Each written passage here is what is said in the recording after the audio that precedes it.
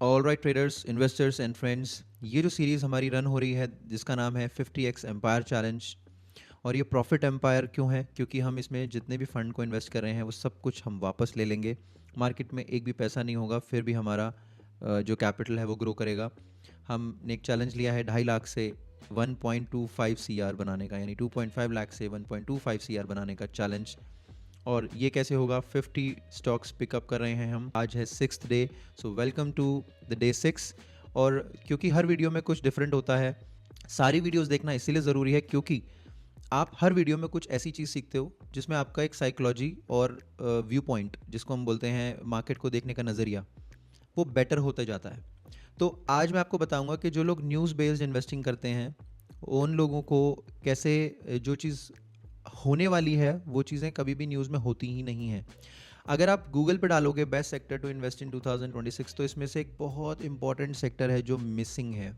Renewable energy, green technology, artificial intelligence, manufacturing and defence, infrastructure and real estate, banking and finance, अब agrochemical. जब market crash होती है, जब war की news आती है, आपको लगता है कि इनमें से कोई भी ऐसा सेक्टर है जो गिरा नहीं था? अगर आने वाले टाइम में क्रैश की न्यूज़ या कोई जियोपॉलिटिकल इशू या वॉर की न्यूज़ आती है, तो बैंकिंग एंड फाइनेंशियल सेक्टर में जितना बड़ा डैमेज होएगा उससे ज़्यादा इंफ्रास्ट्रक्चर एंड रियल एस्टेट में डैमेज होगा।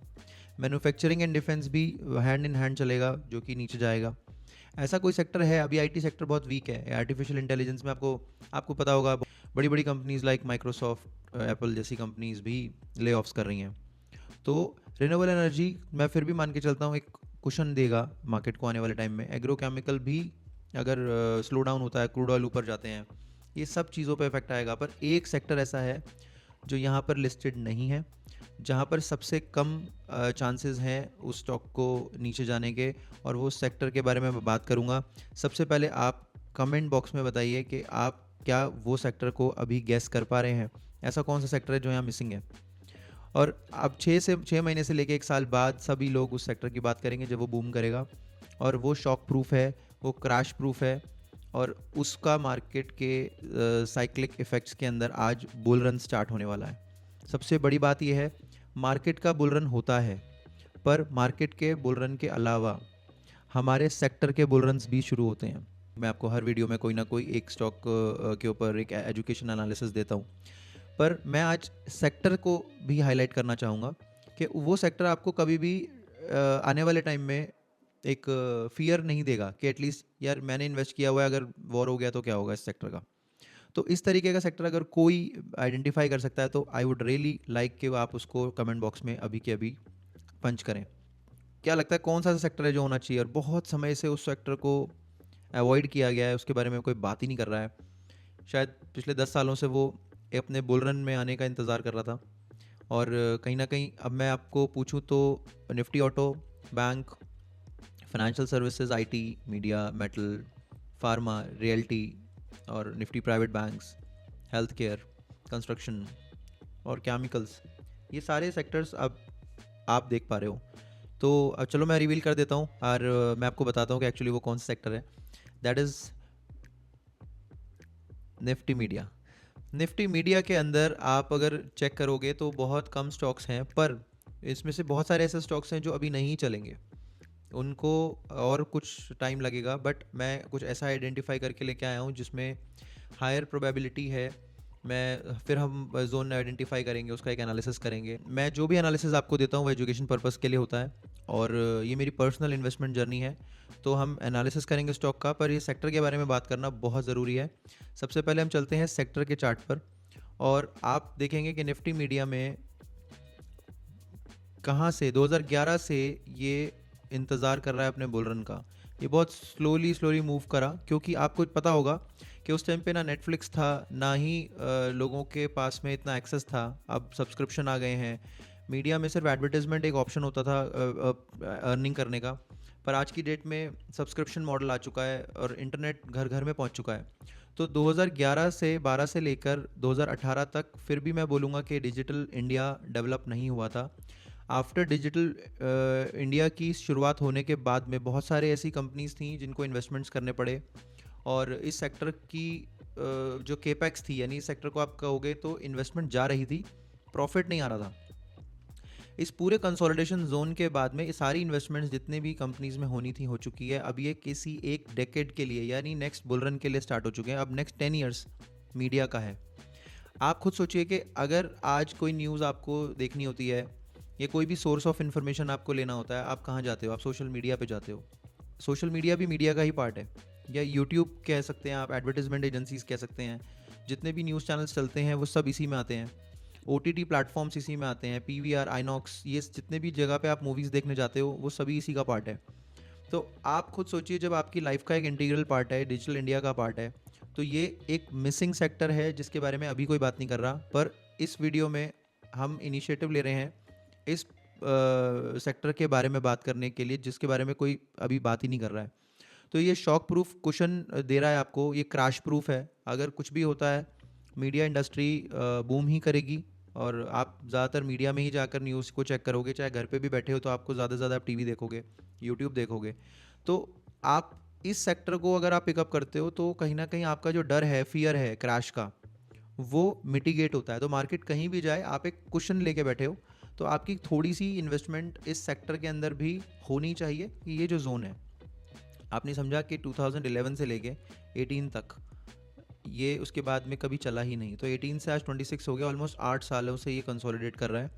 अब फाइनली इसके जो लेवल्स हैं, ये जो जोन है आप ये देख पा रहे होंगे, इस जोन के बीच में जब तक ये रहेगा तब तक ये और कंसोलिडेशन के अंदर जा सकता है। पर जिस दिन ये अपने 1433 के लेवल से सेक्टर बाहर आया, यानी 1500 इसने पार किया, आप ये मान के चलिए, उसके बाद में ये बुलिश हो जाएगा।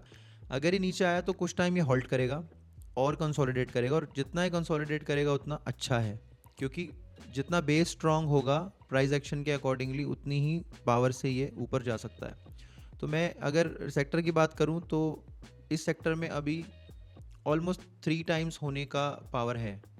अगर यहाँ पर ही और रुकता है तो ये 3 टाइम्स सेक्टर वापस अपने एटलीस्ट ऑल टाइम हाई को टच तो करेगा। तो आप ये देख सकते हैं कि अगर आप डिजिटल इंडिया को सपोर्ट करते हैं और आपको लगता है कि India is getting digital, and अभी तो लोगों के पास सब्सक्रिप्शन आया नहीं है, कुछ लोगों के पास तो इंटरनेट भी नहीं है। जब रूरल सेक्टर में इंटरनेट जाएगा और भी लोग एक्सपोज होंगे इस सेक्टर की तरफ, तो सोचिए कि ये सेक्टर बूम होगा या नहीं।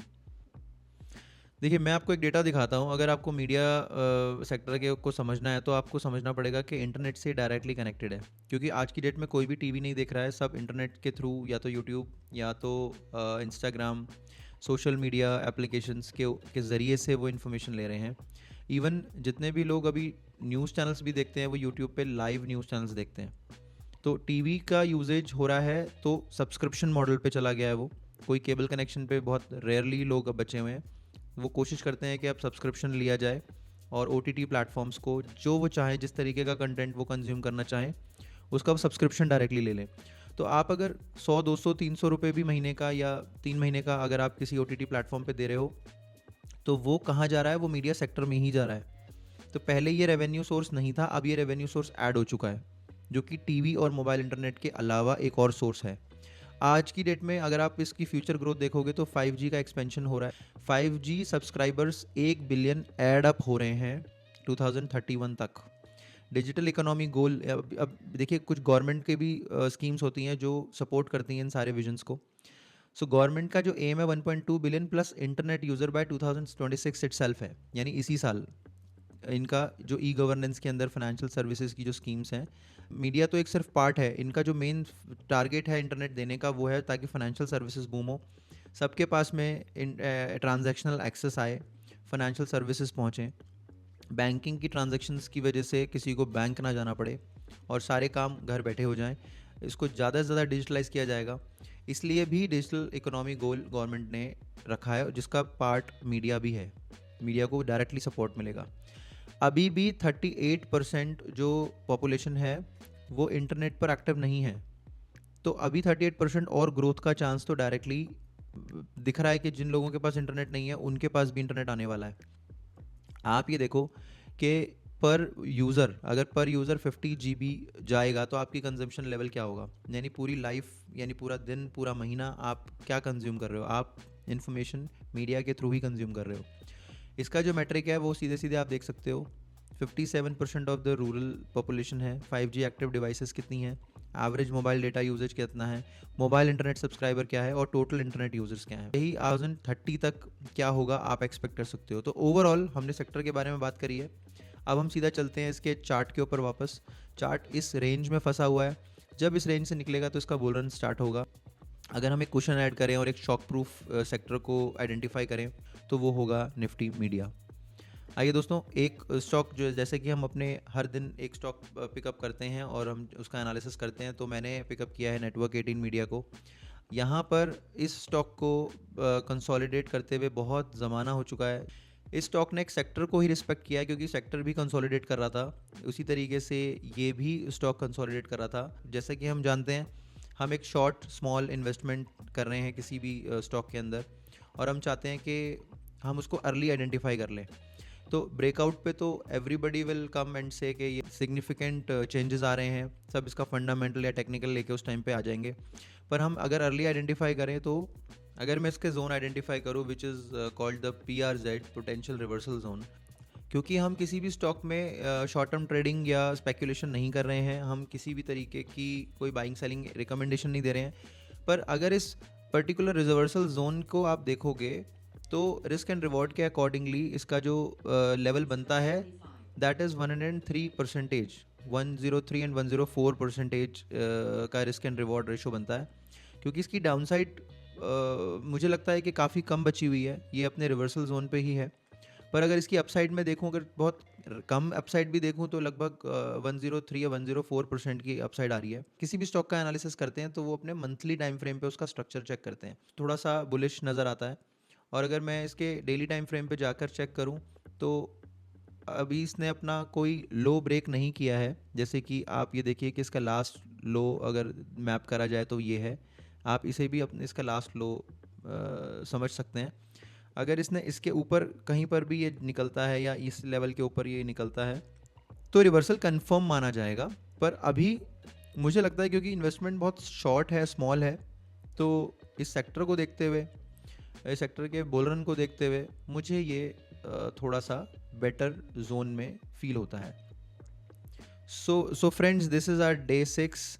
और जैसे कि हमारे कुछ रूल्स हैं, हम लोग निफ्टी 500 स्टॉक में ये शामिल है, यस। क्या ये 52 वीक लो का पार्ट है, यस। क्या इसमें वोलेटिलिटी अच्छी आती है अभी फ़िलहाल के लिए, यस। और कैपिटल साइज़ कंट्रोल हमने किया हुआ है, यस। अगर आपने देखना है कि कैपिटल साइज़ में कंट्रोल कैसे होता है तो आप पार्ट 1 ज़रूर देखिए। इस पूरी सीरीज़ के 2 पार्ट हैं, पार्ट 1 एंड 2। आप ये दोनों पार्ट जाकर ज़रूर देखिए, आपको और अच्छे से ये सीरीज़ समझ में आएगी कि इसके पर्पस क्या है। क्या ये पोटेंशियल रिवर्सल जोन पर हम लोगों ने आइडेंटिफाई किया है, यस। और ये क्या लॉन्ग एक्यूमुलेशन कर चुका है, इसने कई सालों का एक्यूमुलेशन किया है, तो यस। क्या इसमें मिनिमम पेशेंस रख रहे हैं, तो हाँ, हम लोग लगभग 104% की पेशेंस रखेंगे इसमें। अब ये रूल्स किन पिलर्स पे बने हुए हैं? 3 पिलर हैं। स्ट्रक्चर, हमने स्ट्रक्चर इसका चेक किया है। साइकोलॉजी हमारी बिल्कुल क्लियर है। एंड जो जोन है हमने इसके अर्लीस्ट लेवल पे मार्क करे हैं। तो जब हमारे सारे चेकलिस्ट कंप्लीट हो जाती है तो ही हम कोई डिसीजन ले पाते हैं। तो इसीलिए ये जो सीरीज़ है आपको ये समझाने के लिए बताई गई है कि रैंडमली स्टॉक मार्केट में कभी भी इन्वेस्टमेंट्स नहीं होती हैं। कुछ सिग्निफिकेंट रूल्स होते हैं, आपको उनको फॉलो करना पड़ता है। अगर आप उन्हें फॉलो करते हैं तो ही आप पेशेंसफुली बैठ पाएंगे। तो रूल बड़ा सिंपल है, हम लोग 50 स्टॉक्स में इन्वेस्ट कर रहे हैं, 50 डेज़ हमें चाहिए इसके लिए, और हम एक स्टॉक में 5000 रुपीज़ ही इन्वेस्ट करेंगे। टोटल अगर हम 50 स्टॉक से उसको मल्टीप्लाई करते हैं तो होता है 2.5 लाख। हमारा टारगेट है 1.25 CR क्रिएट करने का। पर इसमें इंटरेस्टिंग बात यह है कि हमारी कोई कैपिटल इसमें हम छोड़ेंगे ही नहीं, मतलब हम तब तक इन्वेस्ट करते रहेंगे जब तक हमारे ये 2.5 लाख हमारे पास वापस नहीं आ जाते। आपने सिर्फ इनिशियली एक कैपिटल इन्वेस्ट किया, बट उसको उस पूरी जर्नी के अंदर यूज़ करा, बट उसको कभी मार्केट में छोड़ा ही नहीं। इससे 2 फ़ायदे होंगे। एक, आपका पेशेंस बहुत बढ़ जाएगा।